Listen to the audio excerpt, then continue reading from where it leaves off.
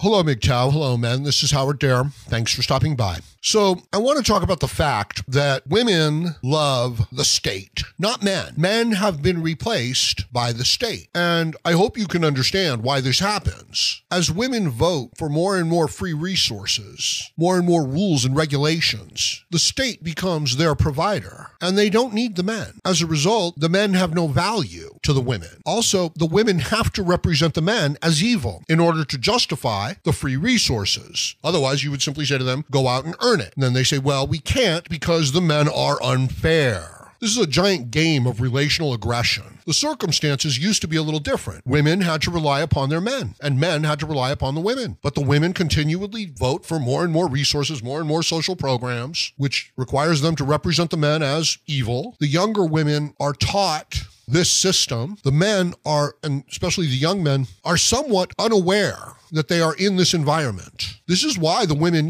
make themselves so unattractive. This is why the feminist doesn't attempt to make herself attractive to the men. This is why they represent any sort of interaction with men as disgusting, as beneath them. And yet, we are all here as a result of men and women getting together. So it's not oh so abhorrent to a human being. Indeed, this has been, the argument that nature and men are punishing and oppressing the women, and therefore there must be a legal and social remedy. So the women are using the state to destroy the men of Western civilization, and the boys are raised to accept these values. Did you see the meeting at Google? That was disgusting. Google executives crying because Hillary Clinton lost the election. You would think that at least one of them would have an understanding of capitalism, would understand the objective principles of freedom. And yet they all adopt this leftist, communist, socialist, childlike view of the world where everybody should be taken care of like in a loving family, from each according to their abilities and to each according to their needs. And yet these are like multimillionaires. So that's fascinating as well, how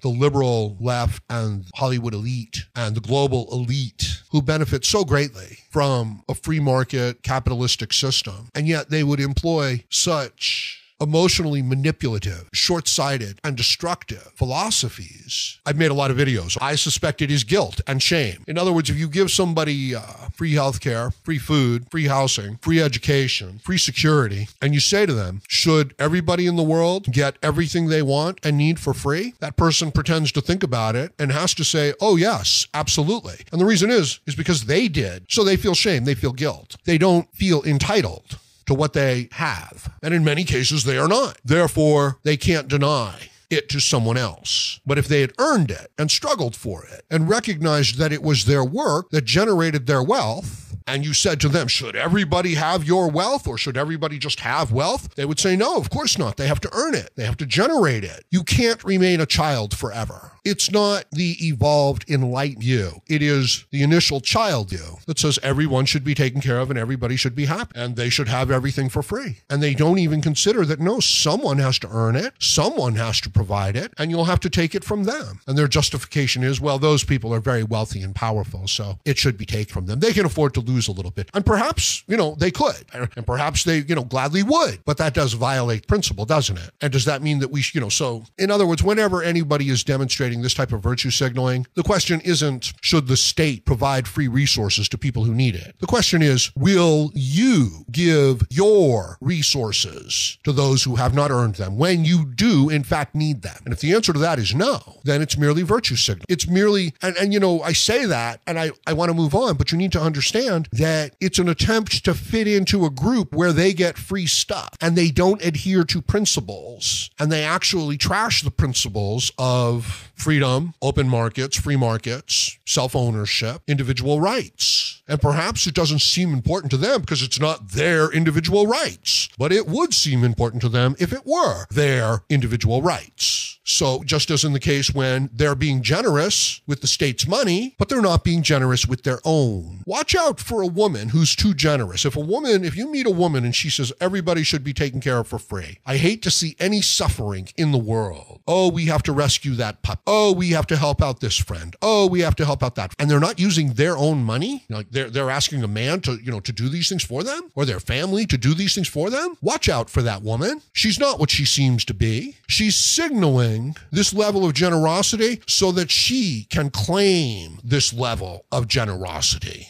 She is Blanche Dubois, who has always relied on the kindness of strangers. Indeed. And if she's pretty, she can rely on the kindness of strangers even more. But can you, as a man, can you rely on the kindness of strangers as a man? Well, perhaps if you're a young man and you're part of the group, and the group gives away free things that other people have earned. But if you're not part of that group and you're a man, can you rely on the kindness of strangers? And the answer is no. Of course you cannot. And if you attempt to, they will mock you. They will belittle you. They will shame you, and rightly so, because it's absurd. What are you going to do? Sleep with them? What are you going to do? Do work for them? You've made it clear that you don't intend to work, that you want things for free. So this is the mindset. This is the idea. And understand further that you've got this fiercely independent, freedom-loving individuals who make their own way in the world, who provide value to the world and get value from the world. And you've got a collective group that wants to tax, that wants to regulate, that wants to use their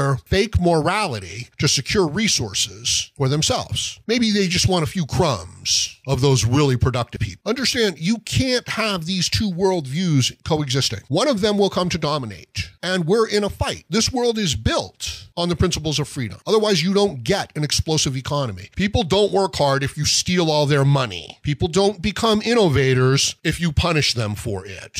And if there's a lot of extra resources floating around, some people start to become conformity enforcers. They create bullshit rules and regulations. They pretend to get their feelings hurt. They pretend that they're being treated unfairly in a system and that they should be compensated. They pretend that something was done to their ancestors by your fathers and that you should pay for the sins of your fathers. Give me $5,000. It's obscene. It's a crime against human nature. It is actually taking the human being and putting them down on the level of an animal, because it is without thought. It is without reason. It's an emotional response. It's a childlike emotional response. Yes, it would be great if everybody in the world could get everything they wanted for free and there was no suffering. But it doesn't work that way. Everybody has to provide for themselves. Every life form must be able to sustain itself in its environment. Children for a little while, the pregnant woman for a little while, the elderly in the human society for a little while. But in nature, if you can't do the job, if you can't get the job done, there's no place for you. So you can help people, but it should be through your own generosity. It should not be through some sort of state mandate. When you help the people, you're not making them stronger in most instances. If you're helping them through a rough time, that's good. That seems to be okay. But if they become dependent on it and entitled to it and rely upon it, then no, now you've crippled them. Now you've actually made them weak. There's a saying in convalescent hospitals, in homes for the elderly, they don't do anything for the patients that the patients can do for themselves, because it's robbing them of their agency. So you can't do anything for women that they can't do for themselves. And yet that's all we do. You can't do anything for people from other countries that they cannot do for themselves. Okay? And yet that's all we do. As a man, you're not welcome in that group unless you become crippled, like an animal, an emotional man. Look, I find it disgusting when a full-grown man does not look and carry himself like a man, when he makes excuses, when he becomes emotional needlessly. And I don't mean when he becomes passionate. I mean when he starts to cry for sympathy and for the suffering of others, when he starts virtue signaling about imagined suffering someplace, and therefore his political views, his worldview is justified.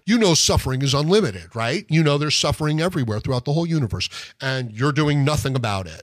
This is the truth.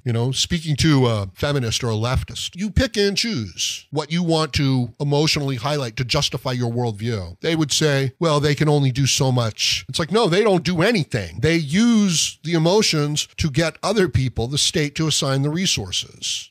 So they love the state. The state is their master. And in such an environment, a woman does not love a man. She does not respect a man. She does not need a man. She does not value a man. But the men still want to sleep with her. But she'll have nothing but contempt for the men. And the young girls are raised. And understand, this is not like, oh, that's so mean and rotten of them. This is the environment that they're in. This is what they are taught. This is what they believe. This is mirrored by all the institutions. It's a gynocentric world. It is the women and children first. You, as a man, are being sold an illusion that you're going to get together with a woman and build a family, and that she's going to respect you and value you. she's going to be your soulmate. Why would she do that when she can get whatever she wants from the state, when she's been trained to see you as the enemy? Understand and appreciate your place in the world as a man. I think the young men are trained to really imagine that we're all equal, that we're all the same, that the world views us all the same, that the institutions of the state view us the same. They do not. You understand how the welfare state creates entitled, crippled, animal-like that live for their emotions, that they're eternal children, that they don't have to learn job skills, that they don't have to make themselves strong, they don't have to develop sustainable habits. They get free food, they get free housing, they get free health insurance. So I hope that helps. Let me know what you think about this in the comments section below. And please like, share, comment, subscribe, donate. Join me again, Howard Dare, as I plan to have more content for you. Thank you, MGTOW.